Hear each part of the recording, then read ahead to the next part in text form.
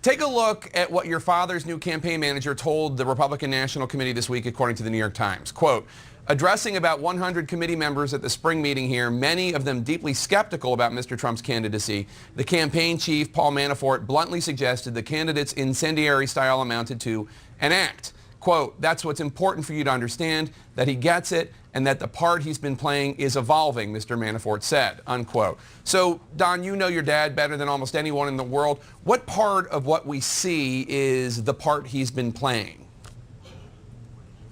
Well, listen, Jake, I think there's aspects of things where he'll take things to a level that they need to be taken to be able to draw attention to it. I mean, if you look at any of the issues that he's spoken about, he'll talk about them in a way that no one else has spoken about them. He'll take them to a certain level. And guess what? An issue that was taboo or no one wanted to touch, all of a sudden, people are actually talking about it. So it's not that it's an act, but sometimes he does have to talk about things in a certain way to be able to draw the requisite attention that that topic actually needs. No one else will touch it if he hasn't done that. So I think for him, this is a very natural evolution. He's switching over, getting focused on the general election where he's going to have to, talk to that broader audience. So I think it's a very natural progression. So when he talks about building a wall, or when he talks about deporting 11 million people in this country, undocumented immigrants, is that just playing a part, or is that to be taken literally?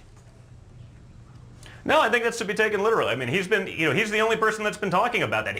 Everyone else jumps on the bandwagon after he says it. He says it. 3 weeks later, everyone else, once he's taken all the heat, once he's taken all the criticism, once he's taken all of that, then everyone else jumps on and says, hey, wait a minute, this is actually a winning idea. This is something that makes a lot of sense. And then they do it because he's the only one of the candidates that actually ever had an original thought in years. So the bottom line is we should take him at face value, but there might be some rhetorical flourish in there.